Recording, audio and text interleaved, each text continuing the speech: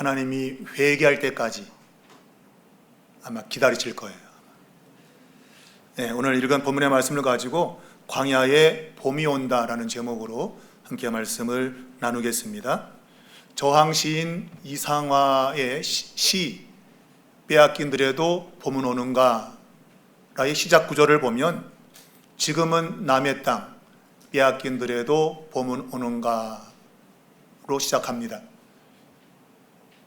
그리고 쭉 이제 그 봄이 찾아왔을 때 사람들의 반응, 국토의 반응을 설명하면서 굉장히 그 절망적인 그러한 내용을 이야기하면서 마지막 구절을 보면 그러나 지금은 들을 빼앗겨 봄조차 빼앗기겠네 라고 마치고 있어요.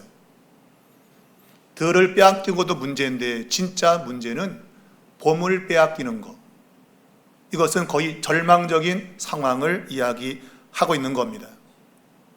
인생을 살면서 우리 안에 평안보다도 이러한 불안과 염려가 찾아올 때 우리는 정말 내 안에 어떤 상황이 되어야 평안을 누릴 수 있을까라는 질문을 하게 되는데, 지금 살고 있는 우리 시대는 문명의 발전으로 인해서 2중, 3중 안전장치를 가지고 있습니다.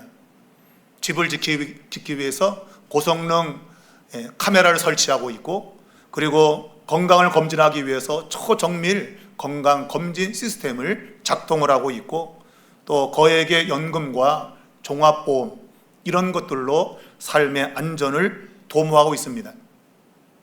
그런데 역설적이게도 현대 사회는 그러한 안전장치가 많아질수록 도리어 불안한 사회가 되고 있다고 하는 겁니다. 왜냐하면 육체적인 질병보다도 정신적인 질병이 훨씬 더 많아지기 때문이에요. 그러니까 마음이 불안하기 때문에 우리의 정신이 안정감을 찾지 못하는 거죠. 왜 이렇게 우리의 주변을 둘러싼 2중, 3중의 안전장치가 많은데 왜 사회는 점점 불안해지는가? 오늘 이사야 선지자가 살던 그 시대의 이스라엘 백성들도 다르지 않았습니다.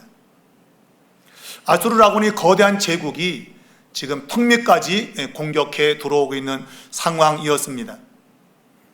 이럴 때 유다의 지도자들은 하나님을 의지하는 것 대신에 애굽, 힘 있는 애굽과 동맹을 맺으면서 안전을 추구했습니다. 그들은 뛰어난 외교소를 동원했고, 그래서 순간적으로 위기를 넘기려고 애를 썼습니다. 세상을 살다 보면 두 종류의 지도자를 보게 되는데, 한 종류의 지도자는 자신의 자리를 지키기 위해서 백성을 이용하는 지도자가 있고, 또 한편으로는 자신의 몸을 던져서 백성을 지켜내는 지도자가 있습니다. 오늘 이스라엘의 그 사회가 아주 이러했습니다. 서로 자신의 안전을 도모하기 위해서 많은 방법들을 동원하고 있는데, 그런데 그 시대는 매우 불안한 시대였던 겁니다. 자, 이러한 불안한 정치 한복판에서 오늘 이사야 선지자가 전혀 다른 그림을 오늘 이야기를 하고 있습니다. 1절을 보니까 보라, 장차 한 왕이 공의로 통치할 것이요 라고 말하고 있습니다. 이 말은 지금 우리의 시대는 공의로 통치가 되고 있지 않다, 그런 얘기죠. 그러니까 공의로운 통치를 이룰 그러한 왕이 앞으로 올 것이다 라고 말하고 있는 거예요. 쉽게 말하면 지금 우리가 평안을 누린다고 하는 모든 행위, 그것이 진짜 평안을 주는 것이 아니다. 진정한 평안은 앞으로 장차 오게 될 그 왕이 주는 그 공의와 정의의 통치를 통해서 이루어지는 그 평안, 곧 샬롬, 그것이 진짜 평안이다라고 이야기를 하고 있는 겁니다. 우리의 삶의 여러 가지 문제를 통해서 우리는 염려와 근심 중에 사는데, 그것을 막아내기 위해서 여러 가지 조치를 취하지만, 그러나 그런 것들이 우리에게 참 평안을 줄 수 없다고 말하는 것입니다. 오직 하나님이 위로부터 주시는 참된 평안, 그것이야말로 진정한 우리가 가져야 될 평안이라고 지금 이야기를 하고 있는 겁니다.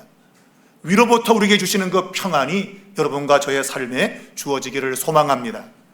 본문을 통해서 세 가지를 생각해 보고자 합니다. 첫 번째는 참된 의의 통치자로 인해서 우리의 영적인 안개가 걷히는 것이다.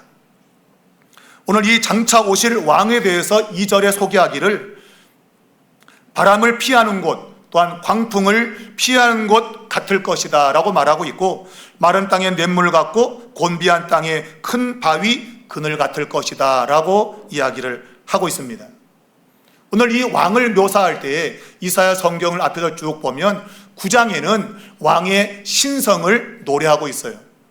그 왕이 신적인 속성을 가지고 것을 노래하고 있고, 또 11장을 보면 그 여호와의 영이 바로 이 왕에게 있다라고 하면서 이 영적인 것, 바로 성령에 대해서 노래하고 있어요. 근데 오늘 이 32장은 백성이 당하는 고통을 자신의 몸으로 겪어내는 한 사람을 노래하고 있는 겁니다.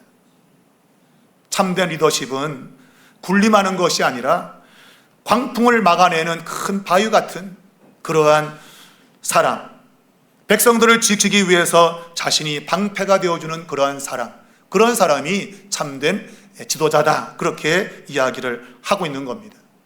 오늘 이 지도자의 그 자격을 판별하는 기준을 설명하고 있는데, 어리석은 자와 존귀한 자를 혼동하지 말라 이렇게 말하고 있습니다.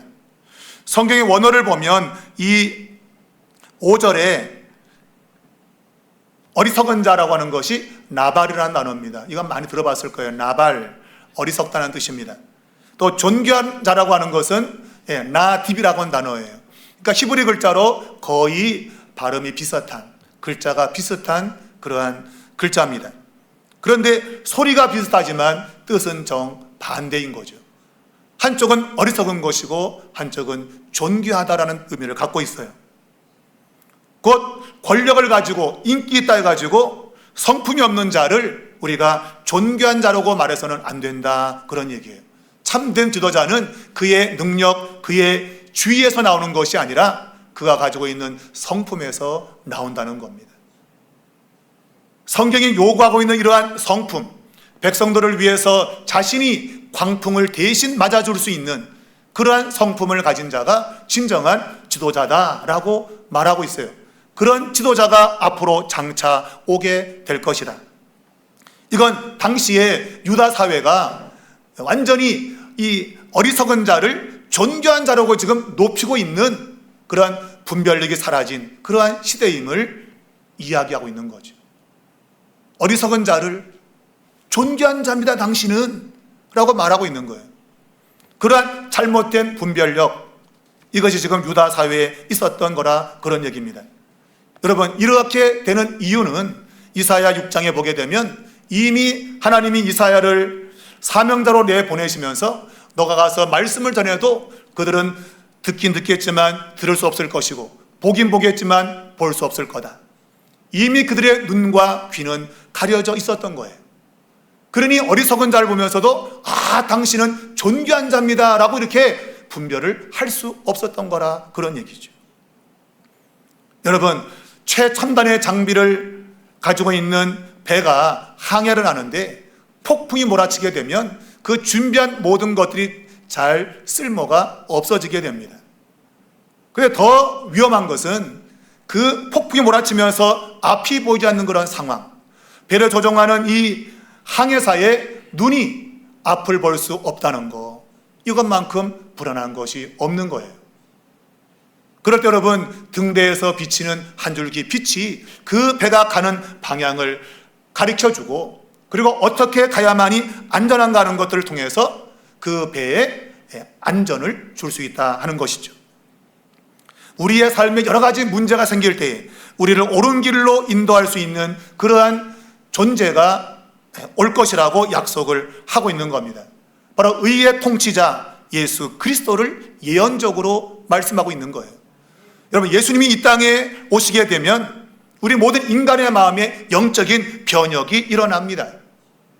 세상적으로 계산했던 거, 그리고 어리석은 기만에 속아서 어떻게 살아야 될지 모르고 살았던 그러한 삶, 영적으로 어두웠던 눈이 열려지게 된다고 말하고 있어요.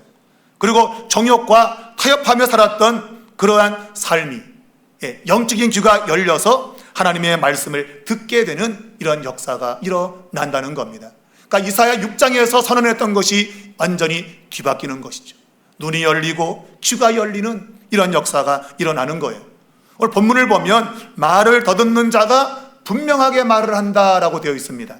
물론 1차적으로는 말을 어버버 하는 사람이 말을 또렷하게 하는 것을 말할 수 있지만, 그러나 근본적 의미는 그 사람이 하는 말이 그 사람의 삶을 정확히 드러내는 것. 그러니까 말 따로 행동 따로 이게 아니고 그가 말한 것을 그대로 삶으로 살아내는 것, 그것이 그의 입의 말이 분명하다라는 것으로 표현하고 있는 거예요. 말은 이렇게 했는데 사는 건 이렇게 살고, 말은 저렇게 했는데 사는 건 이렇게 살고, 말과 행동이 다른 것, 그거를 말을 더듬는 것으로 표현하고 있는 거죠. 여러분, 예수님이 우리의 삶에 오게 되어지면 우리의 입술의 고백이 정확하고 우리의 삶이 그 고백과 일치한다고 하는 겁니다. 당시 유다 사회는 말과 행동이 달랐던 사회였던 거예요. 말은 잘하는데 행동은 엉터리로 하는 그러한 시대가 바로 유다 사회였던 겁니다. 그런데 이러한 의의 통치자가 오게 되어지면 이 모든 것들이 완전히 변화될 것이다. 그래서 세상적인 가치관을 가진 사람이, 물질을 쫓는 사람이 영적인 삶을 살아내는 이러한 일이 일어날 것이라고 이야기를 하고 있어요. 히말라야 산맥을 오르는 등반대에 있어서 가장 중요한 것은 그 길을 인도하는 쉘파라고 하는 겁니다. 쉐르파, 말하자면 가이드예요. 그 산을 인도해 주는 사람입니다. 이 가이드를 선정할 때 어떤 사람을 선정하는가? 좀 건장한 사람을 선택할까요? 아닙니다. 여러분, 셰파를 선택할 때는 일단은 노련한 사람을 선택해야 됩니다.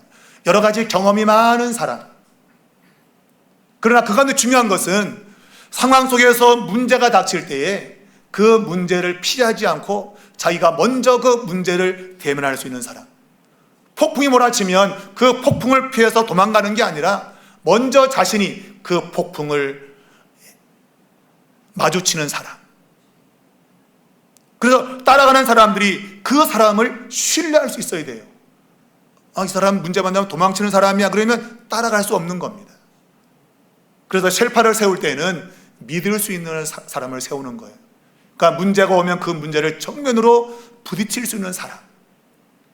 이게 아까 말한 대로 의의 통치자의 그 의미와 맞닿아 있는 겁니다.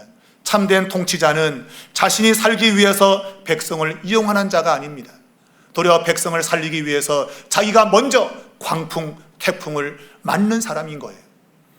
그러한 사람이 진정한 지도자가 될 수 있다라고 말하고 있는데, 이러한 지도자는 세상에 존재하지 않습니다.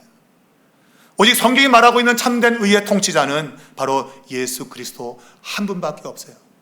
여러분, 성경에서 예수님을 소개할 때에 이렇게 소개하고 있습니다. 인자가 온 것은 섬김을 받으려 온 것이 아니요 도리어 섬기려 하고 자기의 목숨을 많은 사람의 대속물로 주려 함이다. 예수님이 땅에 오신 것은 야, 내가 높은 자리에 있으니까 나 섬겨, 이게 아니라 높은 자리에 계시면서도 낮은 자리에서 다른 사람을 섬기고 도리어 자신의 목숨을 백성들을 위해서 내어주셨다, 그런 얘기예요. 여러분과 저가 인생의 폭풍을 맞을 때에 그분이 먼저 그 폭풍을 감당하셨다, 그런 의미예요. 여러분, 주님께서 우리에게 행하신 일이 바로 이겁니다.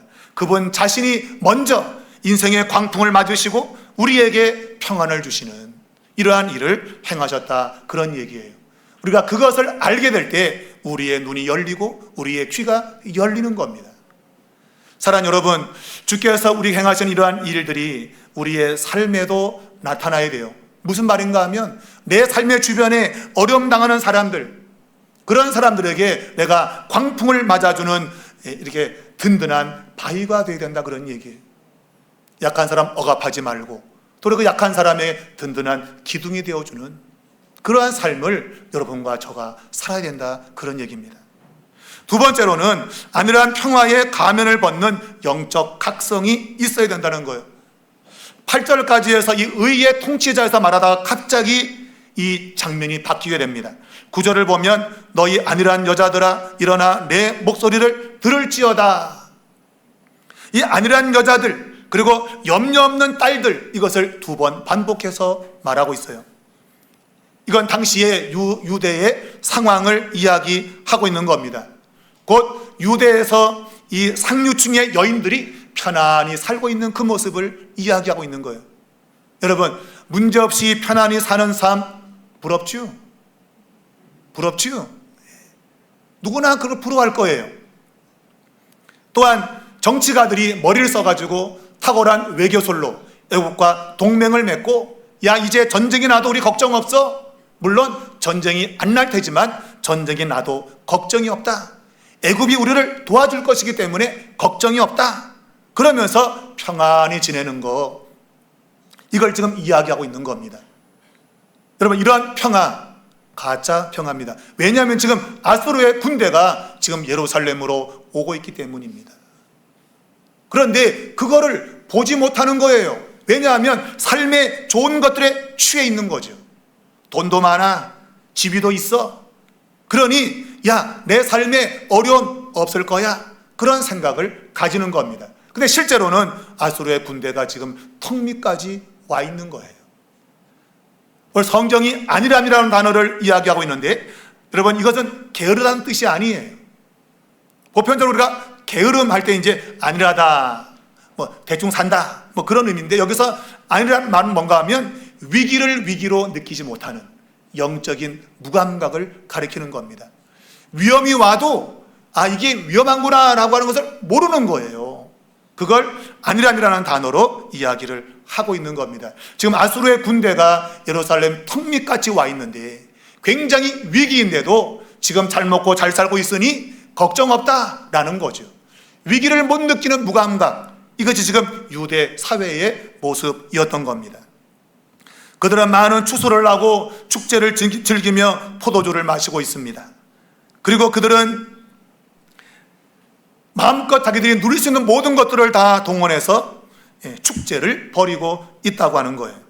그런데 지금 이사야 선지자는 그들이 지금 누리는 그 모든 축제적 상황이 이제 곧 사라질 것이라고 말하고 있습니다. 그들이 수확했던 모든 것들이 사라질 것이고, 그리고 굵은 배와 허리를 동이며 가슴을 치는 애곡만이 남을 것이다. 사랑하는 여러분, 위기를 보면 우리가 애통해야 되는데 애통하지 않고 도리어 즐기고 축제를 벌인다면 남는 건 정말 우는 것밖에 없다, 그런 얘기예요. 이사야 선지자는 그들에게 말합니다. 안일함을 버리고 지금 애곡하라, 지금 통곡해라, 그래야 산다라고 말하고 있는 겁니다. 그들이 누리는 이 평안은 1년 남짓 지나면 다 사라지게 된다고 오늘 성경이 말하고 있습니다. 그들이 누리는 모든 자리는 가시와 찔레로 가득할 것이고, 그들의 궁전과 망대는 들나귀가 뛰노는 그러한 광야로 바뀔 것이라고 이야기를 하고 있어요. 여러분의 삶과 저의 삶에 하나님이 배제되어지고 내가 누리는 수입과 또 내가 가지고 있는 지위, 권력, 힘, 이런 것들을 통해서 오는 물리적인 번영이 우리를 지켜주지 못한다는 거예요. 바닷가에 여러분 모래로 아무리 큰 성을 쌓아도 물이 한 뼘 지나가면 사라지는 것입니다. 인간의 모든 노력이 그와 같이 무너지는 모래성과 같다고 하는 거예요. 1912년에 타이타닉호가 불침선, 침몰하지 않는 배라는 이름을 가지고 출항을 했는데 암초에 부딪혀서 침몰되었습니다. 그들은 침몰 직전까지도 그들은 갑판에서 먹고 마시며 왈츠를 추면서 축제를 즐겼습니다. 그리고 암초에 부딪혔는데 배가 서서히 가라는데도 불구하고 사람들이 계속 연주했다는 거예요. 연주. 그러니까 연주 소리 듣는 사람들은 아, 괜찮구나, 괜찮은 건가 봐 라고 구명 보트를 향해서 가져놨다는 거예요. 여러분, 그 음악이, 흐르는 음악이 그들의 마음을 마비시킨 겁니다. 그 음악 소리가 위기 상황을 위기로 못 느끼게 했던 거예요. 여러분과 저에게 물질이 많고 지위가 높고 내가 많은 그러한 힘을 가지고 있으면 그것이 내게 마치 조용한 음악처럼 들려와서 내게 평안을 주는 것처럼 느껴지게 되는 겁니다. 그래 여러분, 그 타이타닉호는 결국 침몰되었습니다. 많은 사람이 물에 빠져 죽었던 거죠. 그들이 음악 소리를 듣지 않고 구명포트로 갔다면 그들은 살았을지 모릅니다. 여러분, 우리의 삶에도 이렇게 잔잔한 음악이 흘러올 때가 있잖아요. 통장에 잔고가 많고 안정된 직장, 또 안정된 지위, 이런 걸 바라보면서 내 삶은 안전해 라는 거, 여러분 정말 안전합니까? 아수르의 침략 속에 그들은 황폐하게 될 것입니다. 그때 그러겠죠. 당황하셨죠, 고객님? 당황하셨죠? 예, 여러분 그럴 때가 오는 겁니다. 우스갯소리로 말하지만 그럴 때가 온다고 성경은 이야기하고 있어요. 여러분, 오늘 이 본문의 말씀 보면 14절에 이러한 황폐한 것이 영원히 있을 거다 그랬어요. 영원한 황폐. 이건 뼈아픈 선언입니다. 잠깐의 황폐가 아니라 영원한 황폐, 다시는 일어설 수 없는 절망감을 이야기를 하고 있는 거예요.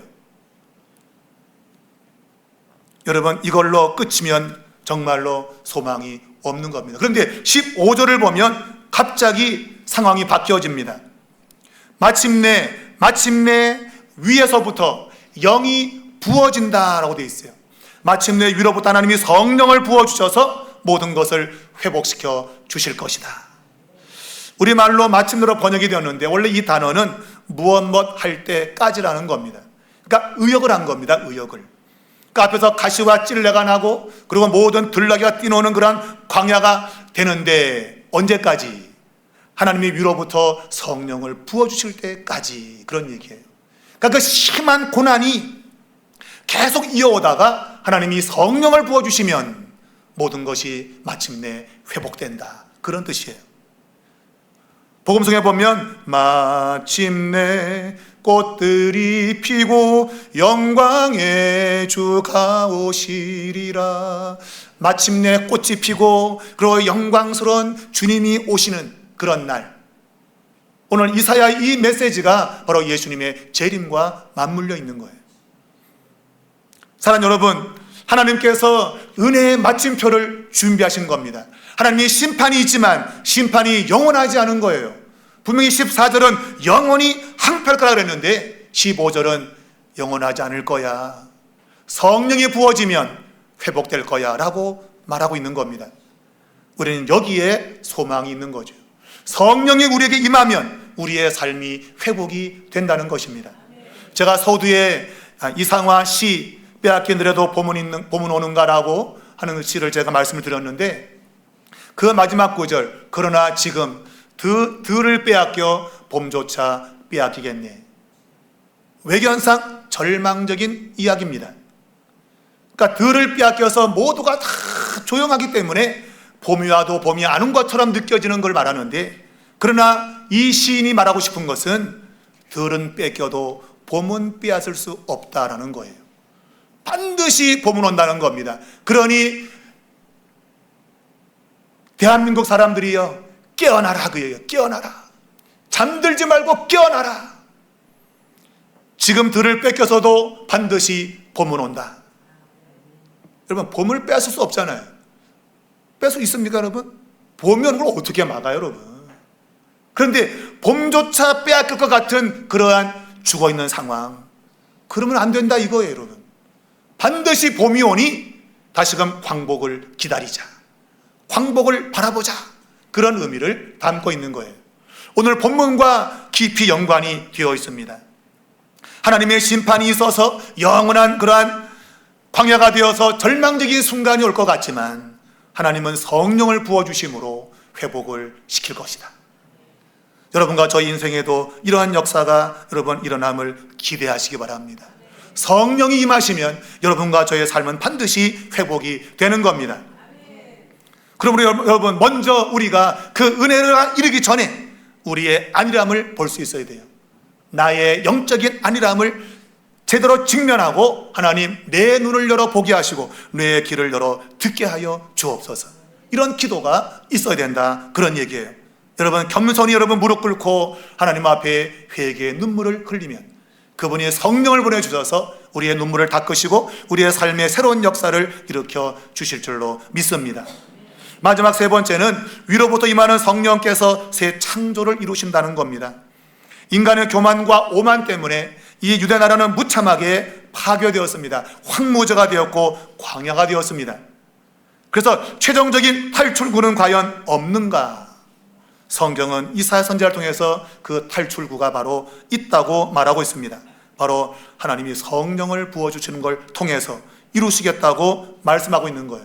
여러분, 성령이 오시면 순간적인 회복이 일어납니다. 사람들은 성령 그러면 은사 체험으로 연결시키는데 개인적인 그런 은사 체험을 넘어선 공동체의 회복을 이야기하고 있는 거예요. 여러분, 우리 삼일교회가 어떤 상황이든지 상관없습니다. 성령이 부어지기만 하면 하나님의 회복의 역사가 일어나는 거예요.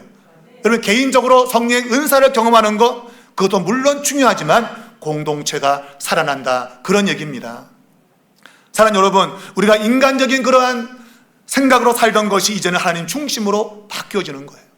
여러분, 하나님 중심으로 바뀌어야만이 회복이 일어난다, 그런 얘기입니다. 여러분, 이 세상이 주는 것은 가짜 평안이에요. 하나님이 주는 평안만이 진정한 평안입니다. 그 성령을 받게 될 때 우리는 참된 평안을 경험하게 될 거라고 하는 것입니다. 남미에 가면 칠레라는 나라가 있는데 그 칠레 북부에 아타카마라고 하는 사막이 있어요. 이 사막은 지구에서 가장 메마르고 혹독한 사막으로 알려져 있어요. 그래서 미생물조차 살기 어려운 그러한 환경이라고 합니다. 수십 년 동안 비가 오지 않아서 완전하게 그냥 아무것도 살 수 없는, 가시나무조차도 살 수 없는 그런 땅이라 그래요. 그런데 가끔씩 비가 내리는데 그 비가 한번 내리게 되면 그 광야가 꽃밭으로 바뀐다는 겁니다. 어느 누구도 그걸 생각할 수 없는데 비가 한번 내리면 그곳에 아주 연보라색의 그리고 노란색의 수백 마리의 야생화가 핀다 그래요. 아주 장관을 이룬다고 합니다. 여러분, 회색빛만 가득했던 그 사막에 그런 꽃이 피는 아름다운 정원이 생길 걸 누가 알겠습니까? 여러분, 이러한 광경이 땅이 노력한다고 됩니까? 땅을 가꾼다고 되나요? 안 됩니다. 하늘에서 비가 내려야 되는 거예요. 비가. 여러분과 저 열심히 살아야 됩니다. 여러분, 게으르지 마십시오. 열심히 사십시오. 그러나 열심히 산다고 되는 게 아닙니다. 여러분, 하나님이 성령을 부어주셔야 내 인생에 회복이 오는 거예요. 그러면 우리는 날마다 성령을 구하셔야 돼요. 하나님 위로부터 우리에게 성령을 부어주십시오. 그래야만이 그 메마른 사막이, 그 광야가 아름다운 정원이 된다는 말입니다. 여러분, 이 정원이라는 단어가, 아름다운 밭이라는 단어가 카르멜이라는 단어입니다. 카르멜. 여러분, 광야가 변하여 카르멜이 되는 이러한 역사, 바로 이것은 성령이 임할 때 가능한 거예요. 여러분과 저 열심히 살아야 됩니다. 땀 흘려 수고해야 됩니다. 그러나 그것이 우리를 살리는 것이 아닙니다. 오직 성령의 단비가 내릴 때 우리의 메마른 심령이 살고 우리의 가정이 살고 공동체가 살아난다는 말입니다. 이스라엘 땅도 원래는 광야입니다. 그래서 이스라엘 그 남쪽 지역을 네겝이라고 해요. 네겝. 이 네겝 지역은 사막 지역입니다. 그런데 그 사막 지역을 마치 오아시스로 바꾸는 역사가 일어났어요. 이스라엘의 한 농업기술자인 심카 블라스라는 사람이 우연히 자기의 정원에, 다른 것들은 다 조그만데 어떤 놈은 굉장히 키가 큰 나무가 있었어요. 쟤만 왜 그러지? 하고 땅을 파봤더니 그곳에 물이 조금씩 한 방울 두 방울씩 그 뿌리에 닿는 걸 본 거예요. 아, 물이 한 방울 두 방울 작은 방울씩 닿는 것이 결국은 큰 나무를 만들 수 있구나 라는 걸 생각해서 그가 만들어낸 방법이 점적 관계라는 거예요. 그러니까 점점 물을 받으면서 나무가 자라게 되는 그 방법을 만들어낸 겁니다.